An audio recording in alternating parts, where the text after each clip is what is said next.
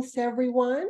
I'm Jana Long, Executive Director of the Black Yoga Teachers Alliance, and welcome to Books and Brunch with BYTA.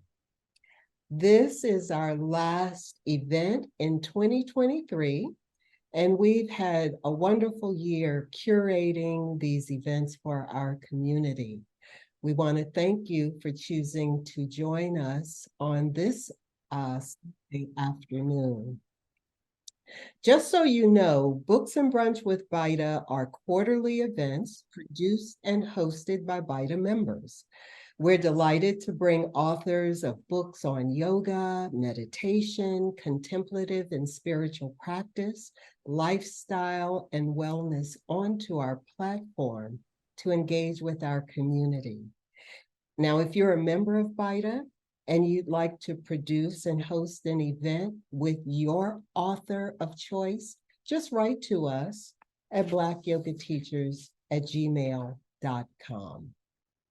Before we get started, I'd like to take a moment to acknowledge the vitally important team that works behind the scenes to make these events possible. Our technical director and associate producer, Galanda Brooker, and Lorenzo Wilkins, BYTA's Creative Services Director. I'd also like to extend my appreciation to the BYTA Board of Directors and the Advisory Council for their support. This event is being recorded and we'll be uploading it to the BYTA YouTube channel.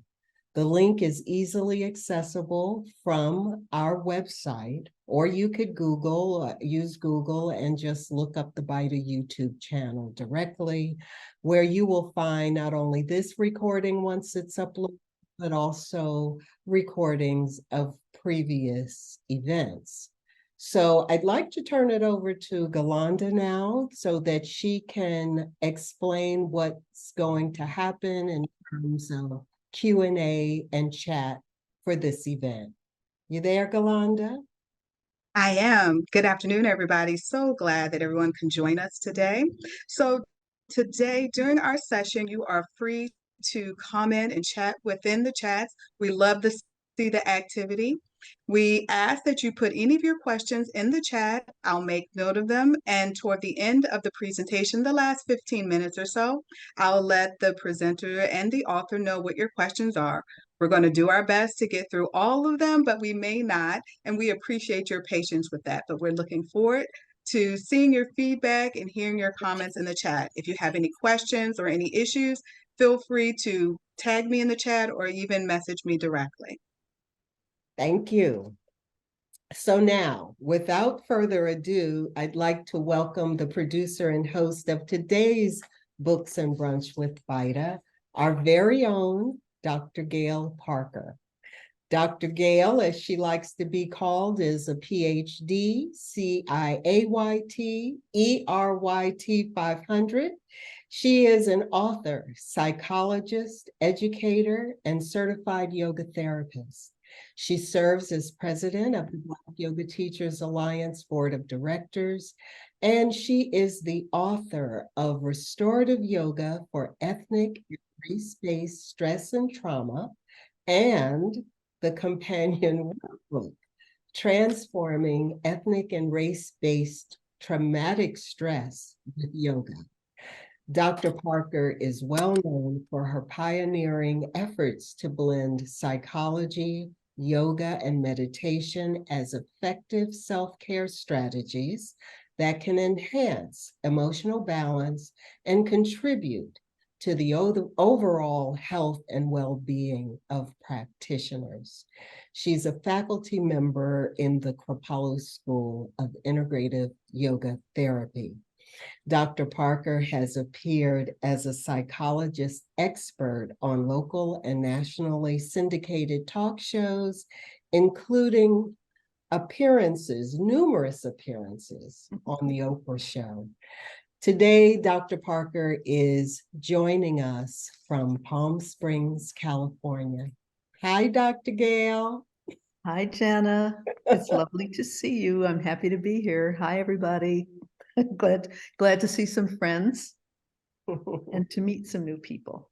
So it is my pleasure to be hosting this event and to introduce to you my friend and colleague, Donna Noble.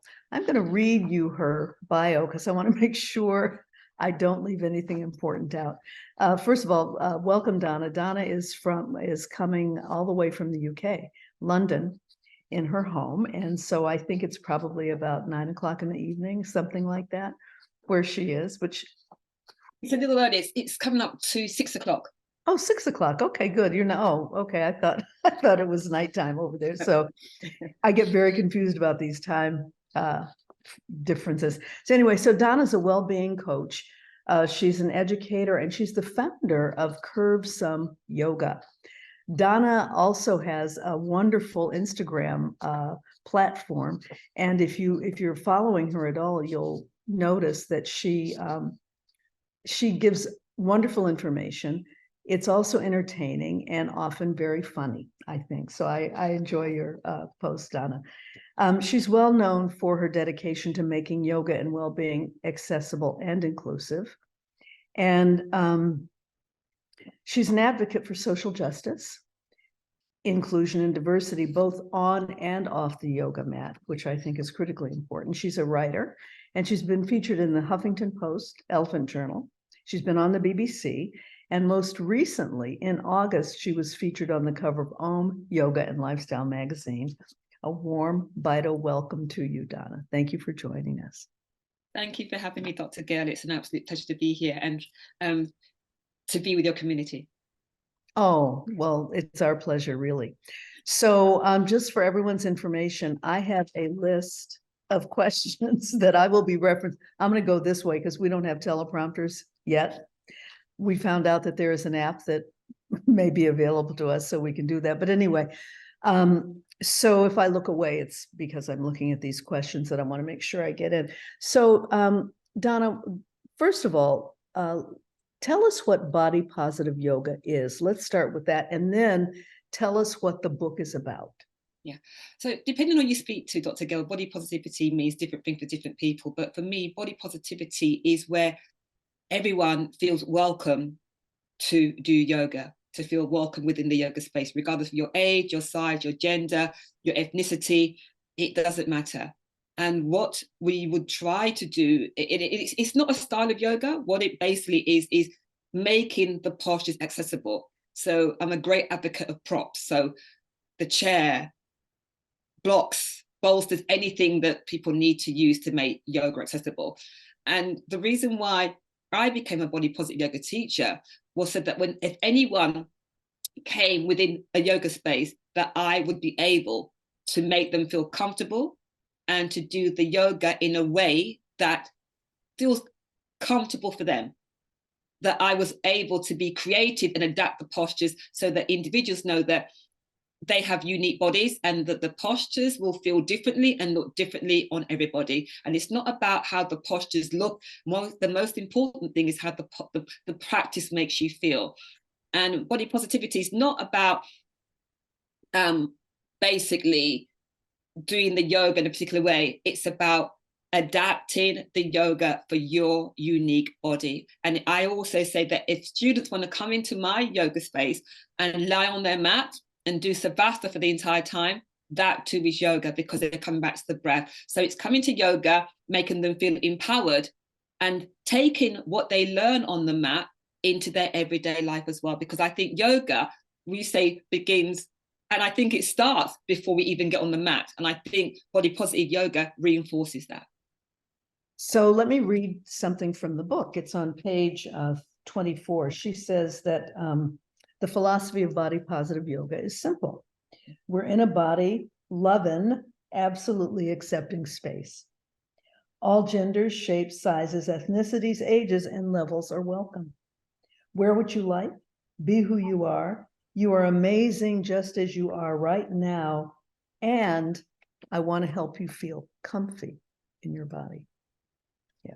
Yeah, there's nothing you have to do. You come to yoga as you are. You're accepted just as you are. And the book basically is like a guide for teachers. But I've been told by people that have read the book that it it goes beyond that anyone that wants to make whatever they're offering is accessible. We talk about the importance of language, how it can inspire or devastate, how we sometimes use words like just lift your right arm up, as though, you know, everyone can do that. And the impact that that language can have on somebody in the space that can't do that. And also that for teachers to be authentic. And the reason why I did that, I remember I came to America back in 2012, I think it was, to do my hot yoga training. And I got so fixated with the Bikram dialogue that's all that was the most important thing to me. But after a while, it's like, you know what? I'm thinking too much about, I'm in my head too much, thinking about the dialogue as opposed to the people in the room. And when I gave up that thought process, I became who I should be. And I made mistakes, but by making mistakes showed that I was human and normal. And I normalized that for everyone else, that they don't have to come into the yoga space and be perfect. And that's how it was so liberating. And that's what I want teachers to know, because what's concerning for me is that some teachers believe they don't look like yogis. They don't have this yoga body, and they're doing the training and then they're not doing the teaching because they're made to feel guilty that they don't fit into this supposed image of what a yogi looks like. And that's what the book helps people to do as well. It also goes into marketing, how you can show people that yoga's for them, because you can't be what you can't see. And one thing that I struggled with, Dr. Gail, before, because the book wasn't even something I planned to do. It was a friend of mine that had written a book, and Singing Dragon reached out to her and said, do you know of anyone that's doing something that may have something that to share? And she mentioned me, and I still doubted I had something to share. And met with the publishers, Sarah, who's both our editors. And we had the conversation, yeah, I think this could be a book, and I still doubted it. And the contract came in the post, I still doubted that I had a book in me. And so I signed it, and I think I sat on it for about 6 months. And I thought, the universe is giving you this gift, Donna, and you're just sitting on this thing. You need to start writing it. I'm not a writer in any way, shape, or form.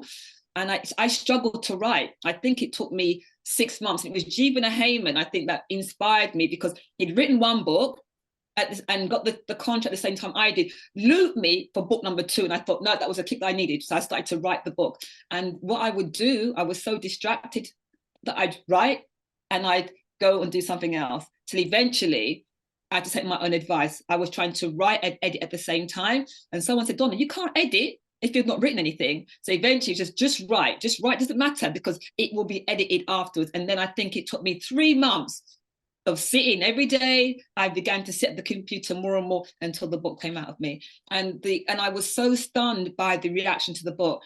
Even the other day, the book's been out a year now, and people have said it's a resource for them. They go back to it again and again and again. Someone said, Donna, this is your legacy. But they all learn something new all the time in there. As I said, it's not just for yogis. Non-yogis have read the book. And some people have said they use my book to inspire them, that it's better than any book that's full of mantras, because they can see it's real. And people have said that the book really does reflect me. The way I talk is the way the book is, that they really can tell that those are my words, that it's not something fancy. And I'm not that kind of person. I write in a way that is me. I don't know of any other way to write, but the book, I think, is a guide. And I'm biased, undoubtedly, but I do recommend the book. It really does help to demystify yoga.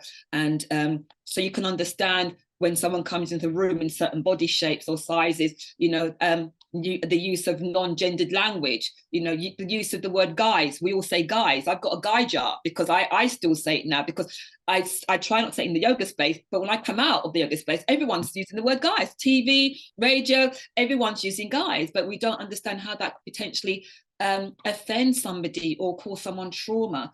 And so it makes us realize, hopefully let people realize a little bit more what the practitioners may be going through. We don't know what someone's going through in that yoga space when they come to us, and how we need to honor them where they are.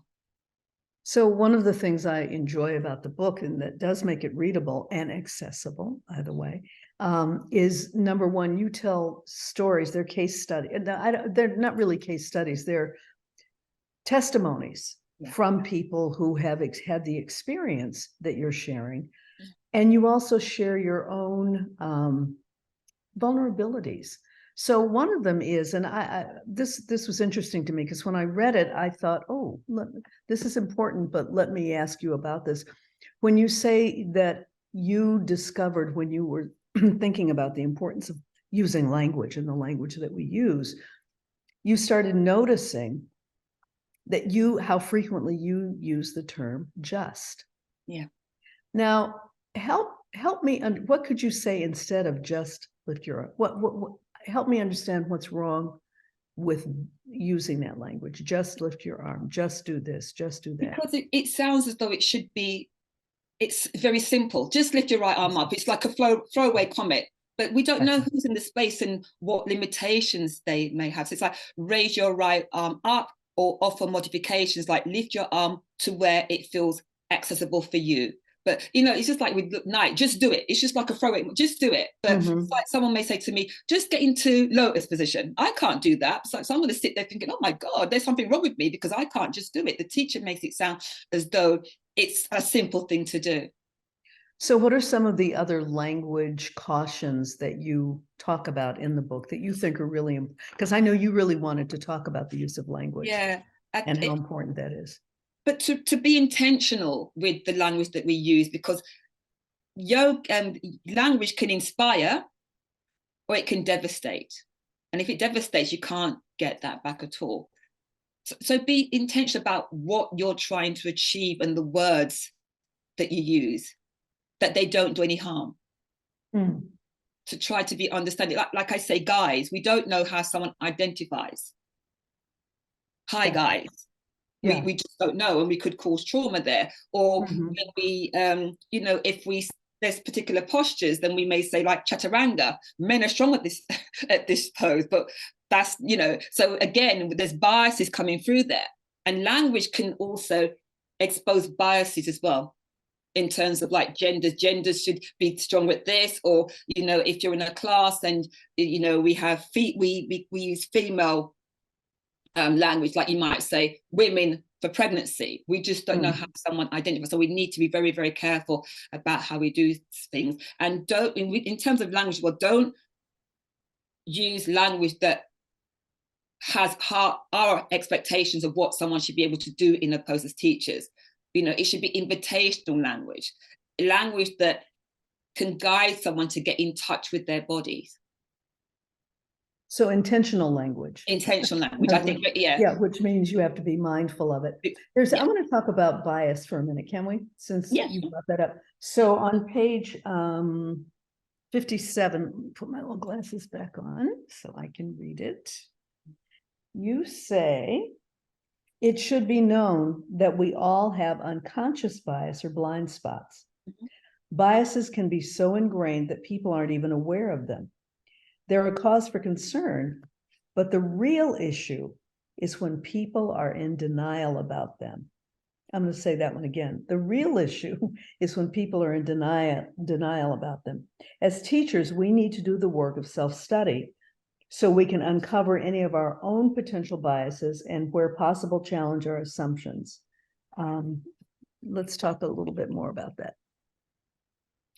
I think, you know, we are all born to be biased in some way, shape or form. It's in our DNA. For instance, when we see a snake, the reaction we have to a snake, then, you know, there's a bias towards that. Not all snakes are harmful, but some are. But as teachers, when we see somebody, we make a snap decision about somebody. And that's why I like to say, never tell a yogi or anyone by how they look. So we never know what someone can do. So we may look at somebody who's maybe more mature and we think, oh my God, they're not going to be able to do a lot of the yoga practices, you know, or the postures in a way. And that's completely wrong. Or based on someone's size, they may look at that as well. But some of these biases that I've seen, not in maybe the yoga, or another way it can show up is like, basically, if you're asking someone to do demonstrations in the room, who are we spotlighting? Yeah, it may be the same person all the time, or they look a particular way. And we may see someone that comes into the space that's curvy, but are we going to ask that person to demonstrate a pose? Whereas I would do that once I got to know the person and had their permission, because they can help to change biases as well. I've had teachers go into a yoga space that have been curvy, and they've been told to go to the back of the room. Oh, because they've been assumed to be beginners or not. They don't look like the typical, I keep using the term yoga body, but I believe everyone, if you have a body and you do yoga, you have a yoga body, not this aesthetic that we get to see if we Google the word yoga body. And that's what we see. But you'd never judge somebody, because you never know what they can do or not do, as the case may be. And we students, you know, they have biases against me as a teacher as well. I've been in a space before where, because of the color of my skin, I've been assumed not to be the teacher. I've been on reception, and there've been 2 people of color on reception. So they maybe thought we were the front of house team, gone downstairs, taught the class, and the person's come back upstairs and apologized, said, I didn't tell you about my injuries, I didn't know you were the teacher. The bias there is that as a person of color, I cannot be a yoga teacher. Or as what an experience that I know people have had is if they show up to the yoga studio, this would be a person of color, show up to the yoga studio with their yoga outfit, their yoga mat, their everything, and they're greeted with, "Are you here for yoga?" Which is, are you here for yoga? Why? Because the person doesn't look like someone in someone's mind who might be a yoga practitioner. But I want to let's talk about that too. Okay, so here we go. One of the things you said is that you think that the media has a lot of responsibility for the way the so-called yoga body is presented. And that you think that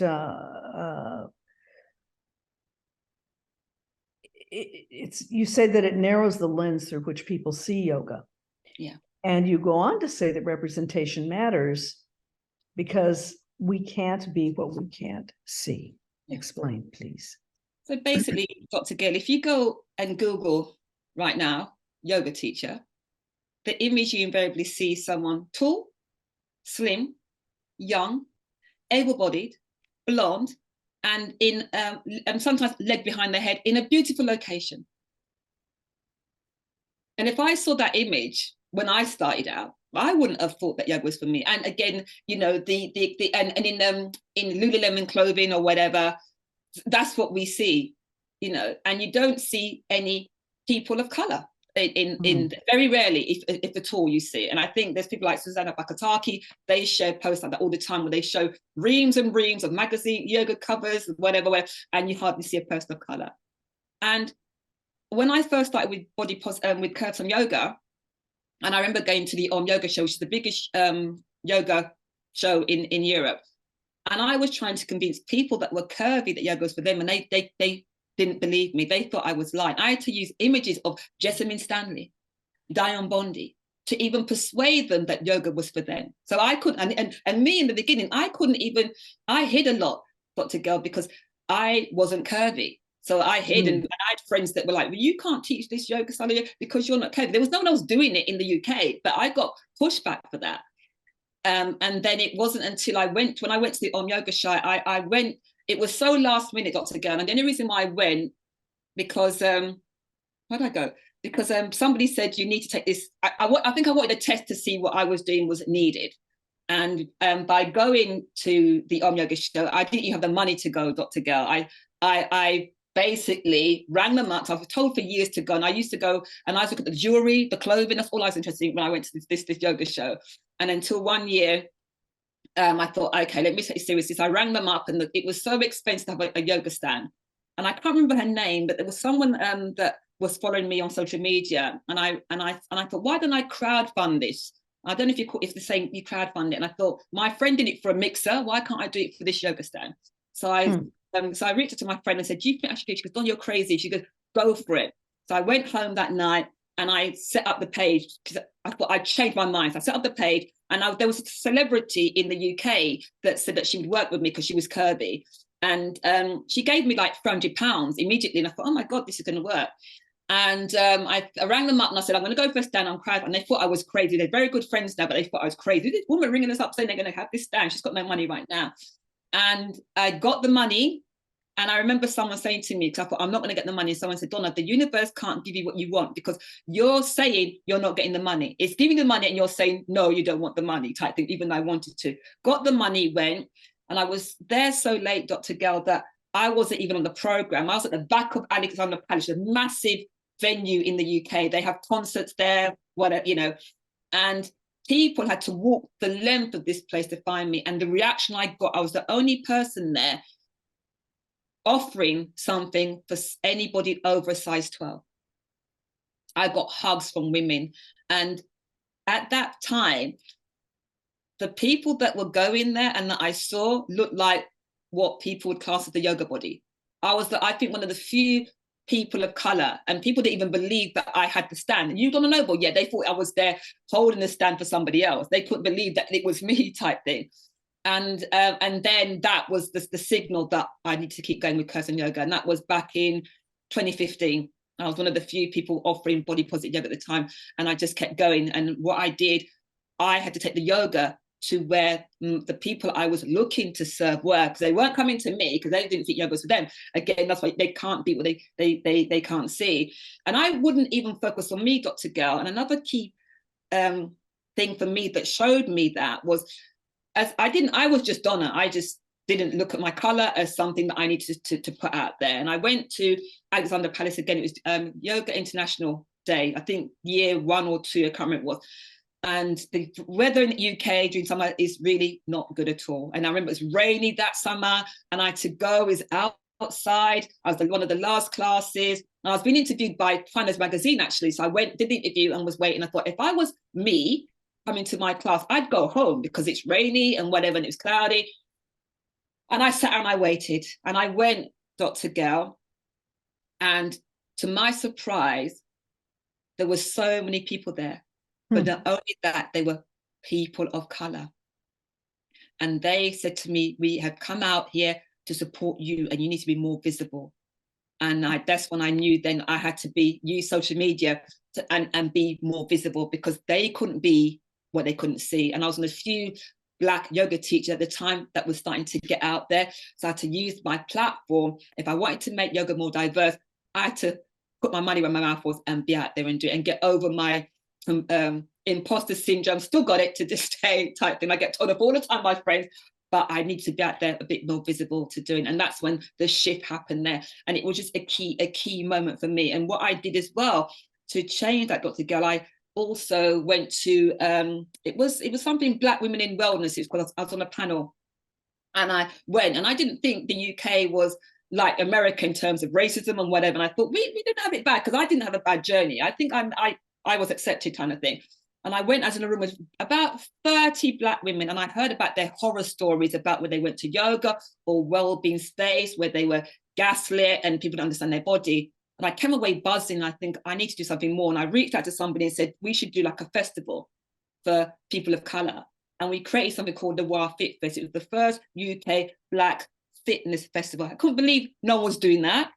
And it was to highlight Black fitness professionals for the Black community as a way to get the Black community or people of color into well-being, because I think it was only 56% of Black women are doing the prerequisite exercise they should do in comparison to 60-70% of others. And I knew it was needed, and it went down really well, and it's needed. And that's when I began to see that. And the shift happens. I didn't set out to be body positive. I didn't set out to diversity or be social justice. It's kind of happened along the way. It's happened organically. It happened organically. That's interesting, because first of all, I got chills when you were telling some of this story. Mm-hmm. And I was also so resonating with the story, because that's exactly what BYTA was founded on, Black Yoga Teachers Alliance, because we needed representation, and we had to represent ourselves. And so and we also recognize that you have to go to the people. You can't just make the people come to you. Couple things. One of them is you can't be what you cannot see, is what you've said. On the other hand, you've also said, and this is kind of a paradox, you don't have to look like the people you're teaching. Yeah. So let's talk Yeah. about that. And I suppose that's a good you picked up on that, but it's good because some people, and I get this, if they don't see a person of color in yoga, they won't even consider yoga. And I have people that do that as well. But also, you don't have to be, and that's why Curves Yoga started, because when I started out, I wasn't curvy, but I wanted to get people that were curvy to come into yoga. So I wasn't that as well. So I've done it both ways. So it's like, I suppose it's a journey that's evolved. So in the beginning, it was a case of, I teach yoga. Anyone that wants to come can come. You don't have to look like me. And I know as well, Dr. Gill, that there'll be people that, and for some people that may not be the case at all, because I know that there'll be a person that's curvy and there's me. And there's people that will come to me because of my skill set, but they'll go to someone that looks like them as well. So it's, it's a double-edged sword in that respect, but I kind of have my feet hopefully in both camps, that people come to me because of whatever. So I'm there to say, look, Black people do yoga too, because there's that, but also come to me. And most of my clients actually, Dr. Gill, don't look like me in the UK, again, because it's the way it is, but we're trying to change that to get more and more people to come to yoga that don't think yoga's for them, because it is for everybody. We're born yoga. Don't you think that the fact that you have all different kinds of people coming and practicing with you is because of your consciousness, your awareness that that it is for everybody. It really, really, really, really is. You're not just saying it, you mean it. Yeah, no, I mean it. And I think you can see, and even with the imagery that I put on social media, that I'll show that as well. And I think it's very important, because yoga doesn't discriminate. There you go. I love that. It doesn't discriminate, so that's what I believe. So I can't then be saying one thing and then but stay away. But then I also do believe that I will create spaces for people as well on an individual basis, because if it means that someone will come to a space and then hopefully they'll collectively go, so I'll create space for people of color. So if it means they feel safe to come in there, I won't turn anyone away, and then hopefully they'll go to other forms of yoga and the integration happens there as well. It's just a case of getting them to start and see it's okay, come to yoga, because that again is the only way that you may tease to come and experience yoga. Invitation. We may have time for more questions, but I also want to make sure we save time for the participants to ask any questions they may have. But so I'm reading this because I think this is an important one. It says that you observe that the body positive movement is being co-opted and that yoga has actually become less diverse than when you started practicing, as its popularity has increased. How so? Tell us about that. That may have changed since I wrote the book, but when I first started, Dr. Gill, I didn't know anything about yoga. A friend of mine at work saw a picture of Donna and said, let's try yoga. And I was like, yeah, get yoga mat. And so my first yoga teacher was South Asian. That's all I saw. My next teacher was mixed heritage. So for me, there was diversity. And then I got the magazine here. Then there were 2 yoga teachers in London in 2003 who had their own yoga studio, and they won the magazine cover. So for me, there was so much diversity when I was doing local classes. So when I started to go to mainstream yoga classes, that completely changed. So for me, it became less diverse, and there weren't that many teachers of color. So that's for me. So that's for me. That's how it became less diverse up until a few years ago. But that's changed again now, because there are more teachers coming through of color that I'm beginning to see in that respect. But I will go to a yoga space, Dr. Gill, and I will be the only person of color, especially in the mainstream studios, because people of color still aren't coming to access yoga because they don't see themselves, I believe, and they don't think it's for them. So given that, where do you go from here? I mean, you say that you think body positive yoga is the future of yoga. So yeah, but I think because by being out there, Dr. Gill, and showing that yoga's for everybody, then hopefully people that are invisible within the mainstream will start to come to yoga. And because we will make yoga more inclusive, and diverse, that's the future, because we're getting so many diverse bodies coming to yoga. And yoga is not a one fit for all. We have to be creative and adapt the postures. And that's what body positive yoga does. That's why I believe it's the future. It's the way that teachers that really want to bring about change will be able to be taught how to adapt the postures and to be creative. And hopefully that will become the norm as we move away from this rigid alignment-based yoga that, you know, and people come into the space and being told to go into child's pose. Go in child's pose. That's what they're told if the teacher can't adapt the pose for them, but be able to see that it's not what the posh is, looking at what the posh is trying to achieve, and be as teachers being creative with that, changing the orientations, using pull the wall, using the chair, and showing that using the chair is fine. When yoga should be, and I love Diane Bondi says, we need to make yoga more luxurious as we sell it to individuals when they come to yoga. And that's what we need to try to do. And that's why I sincerely believe that it's, you know, accessible yoga, body positivity, all these where we make yoga truly inclusive, need these foundations. And so this book is a guide to making it more accessible for people. Tell us about your yoga journey. How did you even come to yoga? Oh my God, how did I come to yoga? As I said before, I was 20 plus years working in a corporate environment, and a friend of mine saw a picture of Madonna about in the late 1990s, and she was very much into celebrity trends and said, let's give it a go. And fortunately, we had a colleague that was training to be a yoga teacher, and we became her guinea pig. So we used to go down to a boardroom and do yoga there. And then I found a beginner's course. And then, but unfortunately, I stopped my practice because I was starting my master's degree. And I thought, what don't I have time for? Yoga. And it wasn't until years later that another company I worked for had an in-house gym, and they brought yoga in. Then I went down there, and that's my journey continued. And yoga, Dr. Gail, at the time, like most people, was the asana for me. That's all I knew. Didn't know much anything else. But because I became ill with Bell's palsy, yoga helped me to heal. It allowed me to see that the life I was leading wasn't for me. I wasn't happy because I was very much external, doing what everyone else told me I should do. You have the house, the car, the job, all those things. But I think the Bell's was the way my body was saying to me, no, you're not enjoying this. And it was the wake-up call that I needed.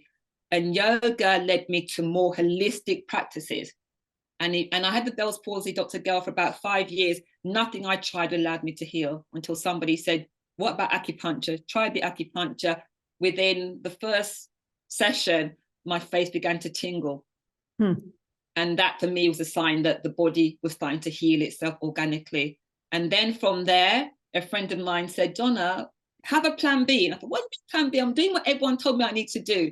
And the only thing I liked doing at the time was yoga. And I thought, you know what, I'll do yoga and I'll do the TT because I was in IT at the time, and I was doing all these certifications. So if anyone knows me, I would study, and I thought, let me do the certificate just in case I need it when I retire. And it was so far in the future that I thought I'd use yoga that I could only afford 1 weekend per month. So it shows you yoga wasn't even on my radar to do it like immediately. And I still wouldn't leave my job. And I was being made redundant, was doing the training with Tri Yoga, and I was doing an NLP master practitioner course. And then somebody said, what's going on? So I'm being made redundant, but I don't know what to do. I was going to go back into corporate, get another job. And they said, yes, you know what you want to do. I said, no, I don't. They said, Donna, unconsciously you do. When you talk about yoga, you light up. And when you talk about corporate, you don't. And at that time, Bikram yoga was hot in London, no pun intended. And I discovered the hot yoga. And that was what got me out of my life, out of my corporate life, because it was the only thing that got me in a yoga studio at 6:30 a.m. in the morning, unheard of. And I'd go to work and I could deal with all the crap they gave me. And they could see the change. I was going home on time. I'd have my lunch break, and they didn't like it. And then when I eventually I said, you know what I'll do? I'll go to LA for 3 months, give this thing called yoga a chance. If it doesn't work, I could always get a job back in corporate. And I got on that plane, Dr. Gail, I think, April 2012. I was supposed to be in LA for 9 weeks for the training. and maybe stay for 2 weeks to get some experience, travel around a little bit. I stayed for 6 months. And from there, I left LA. I went to Rochester, New York to teach hot yoga, then went to Texas. It's only because my visa ran out and my family would have came to get me because I didn't even rent my house out. It was empty. It wasn't planned at all.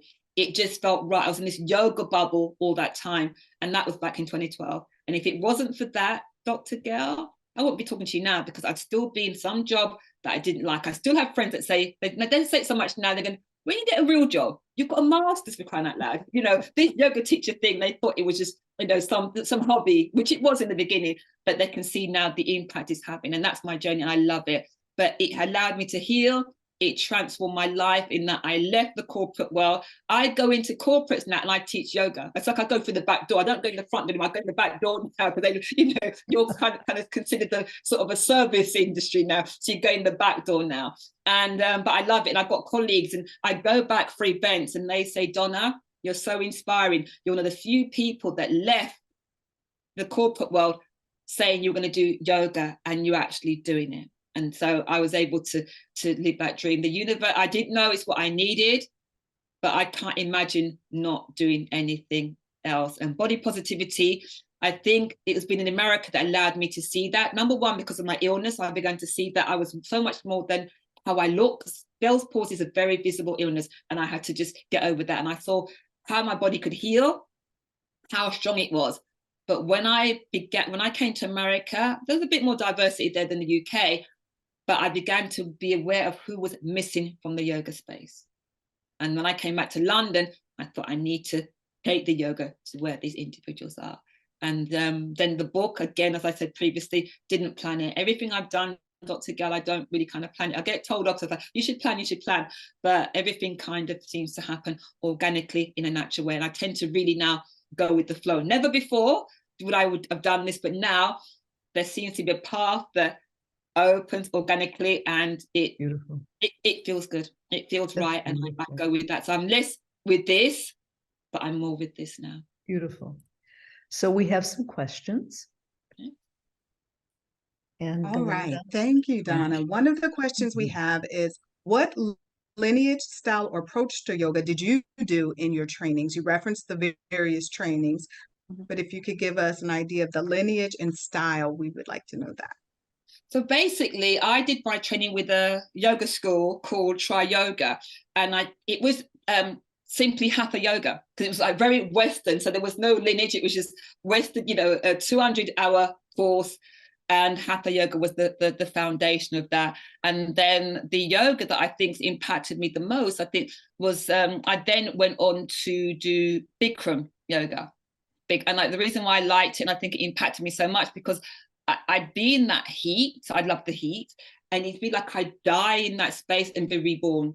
And when I came to LA, there were 420 people in that training in a hotel room in LA. And there was so much diversity there. And I think that's why it impacted me the most. And what I love about Bikram yoga, you can go anywhere, any language, you know what's happening in that respect. And that's why I love it. And it's able to help individuals to access yoga in a way to do so. And then from there, my goal was to make yoga accessible. So what I've done aqua yoga training, chair yoga training with Jivana Heyman. I've done Diane Bondi's training to make yoga, yoga for all. So any training that allows me to invite more people into the yoga space, I've done that. So that for me, there was no true lineage. Like I think, like Dr. Go, you mentioned where you came from. I need to maybe look and see where my training came from. But for me, it was just Try Yoga, 200-hour training. That's what I did. So I hope I answer your question there. Yes, definitely. Thank you. Another question in the line of yoga teacher training, you referenced that you came to LA for that training. Is yoga teacher training expensive in the UK? It is. I think the minimum, I'm not even sure because I haven't done it for a long time, but I think you're talking 2,500, I think, for a 200-hour one. But Bikram was the most, I think Bikram was 10K. I paid near enough 10K for Bikram coming, and that wasn't even the flight. But yeah, it's expensive. I think yoga everywhere is expensive, unless it's some sort of boot camp, one weekend yoga course that someone's doing. Yeah, but it's expensive. Very expensive. Okay. thank you. Jennifer has a question around yoga, and she's saying, thank you so much for what you're doing to make it accessible and inclusive. And she wants to know, do you have any recommendations for ways that yoga teachers on the front line can partner with eating disorder prevention and treatment specialists? What I'll do after this, there's someone in the UK, her name's Chelsea Roth, I think, and she does yoga for eating disorders. And I think she'll have resources on her website, so I can give it to Dr. Gail afterwards, and she can share that with you. Or you can find me on social media and message me, and I can send you the link to there, because we're seeing that there are more and more people coming to yoga with eating disorders. Okay, thank you so much. We'll continue to have it open, but those are all the questions that I have for right now. Thank you. So, I'm looking at my list of questions here, and I'm trying to see if there's anything that we haven't covered. Oh, I know. Tell us what a body positive yoga class looks like. It's in chapter 4 of the book. You talk about teaching a body positive yoga class. So tell us what that looks like and how a body positive class is different from a class that doesn't call itself body positive. So the main, one of the differences in a body positive class for me is that basically it's getting consent is a big thing in a body positive yoga class. So there'll either be consent cards, or so you'll get consent at every single point in class. You're going to get you're going to give an adjustment, basically, because as we know, things change in a yoga class, emotions change. So you might get consent at the beginning, and being able to read, because students want to please the teachers. So somebody may be saying, yeah, I'll take adjustments, but the body's completely saying no. And also find, when I started my journey, we just got adjustments. There was no consent. It was like you'd feel someone come and adjust you, and that was the norm. And no one told us about having to get adjustments. But it's, question whether or not adjustments are needed. And the one thing I loved about Bikram yoga, it gave me the ability to adjust verbally. And you can adjust an entire room with what you can say, because someone else, you may say, I'm saying, this is adjustment, Dr. Gail, but not saying your name, but then someone else will do the adjustment. And also find out, why are you doing the adjustment? And when you do the adjustment, find out, don't just say, does it feel good? Did it make it better? So find out what you did, if it was something that the practitioner found useful. In a body positive yoga class, what I would used to do, and it wasn't kind of accepted because people didn't like it, I'd start in a chair. So everyone in the body positive class can do the yoga in a way that feels accessible for them. So I then didn't want anyone to feel as though they were being singled out. So I, as the teacher, would start in the chair and then teach to the rest of the class in that. So everyone knew what they do as well. The language we use is important, Dr. Gail, as well. It's like, making students be welcome. And even with a body positive club, before you get into the yoga space, let students know what to expect. Is there going to be touch in the class? Let students know that they can lie on the mat in Sabbath. They can do as little or as much they want to do as well. And just so they know that it's a judgment-free space where they can wear whatever they want.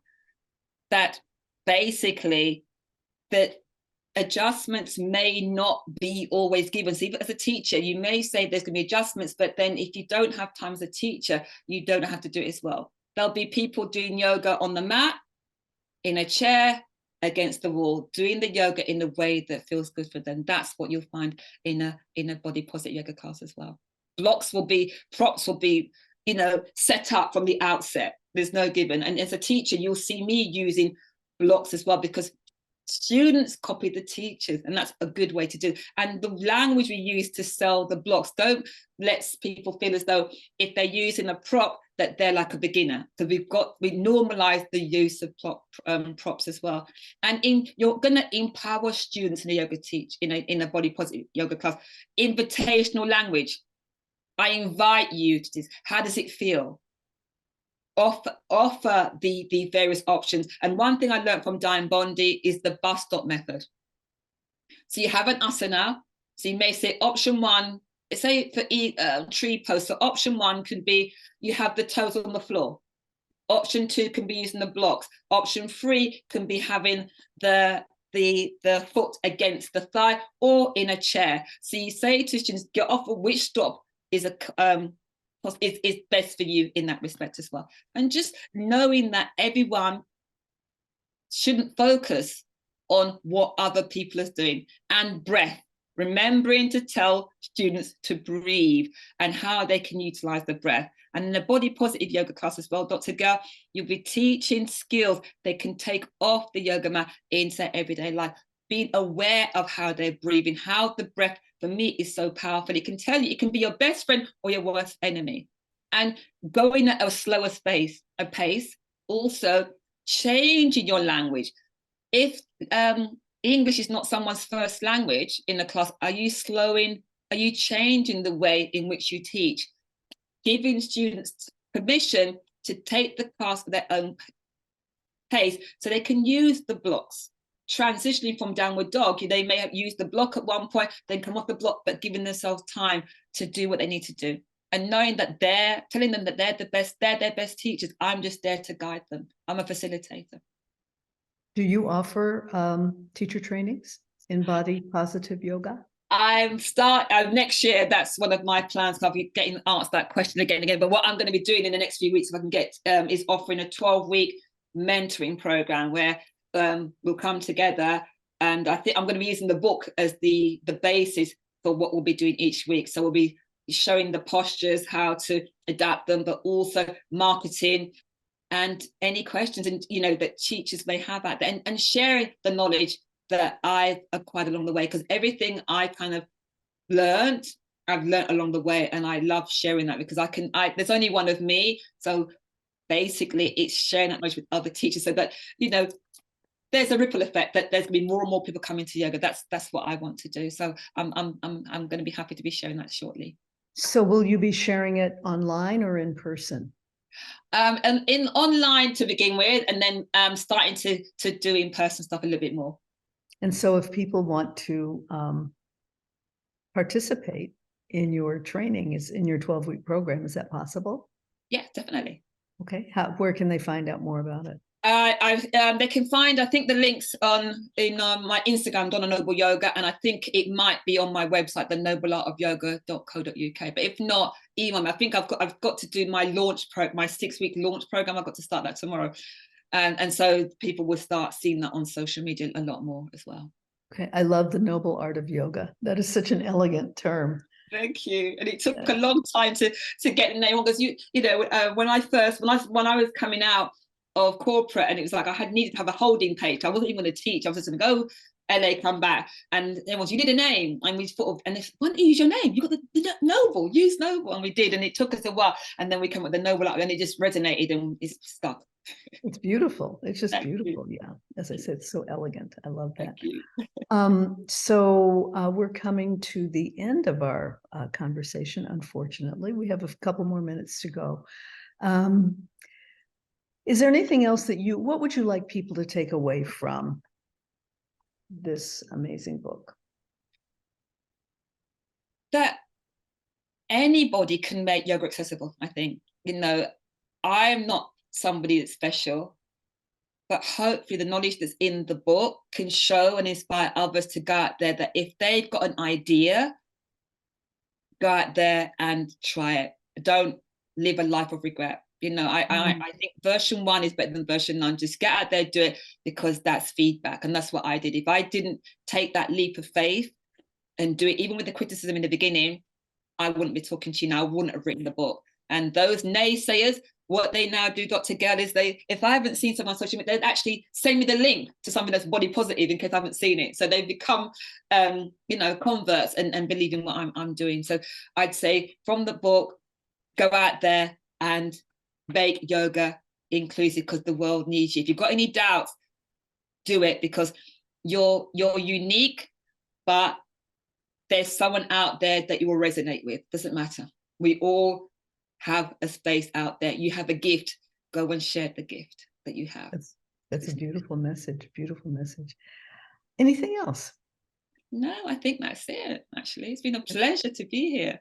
It's been a pleasure having you here. Are there any other questions or comments that people would like to share? No, I've just been saying thank you. There is lively conversation in the chat. I have added links to Chelsea Rope's information that Donna has suggested, as well as the other people that she's referenced during the chat. So if you look through the chat, there's links for all of those, as well as her book. If you have not already purchased, make sure that you purchase Donna's book. The link is right there, and follow her on social media. The links are in the chat as well. Yeah. And There's if you've one got more. so if you've got any questions, please feel free to reach out as well. You know, if you've got any questions that you don't want to ask now, I'm open to talking. Yeah, we have enough time for you to answer this question, which is, tell us about your upcoming book. Okay, my upcoming book. Yeah, basically my upcoming book's gonna be called Demystifying Yoga. And it came about during my book launch.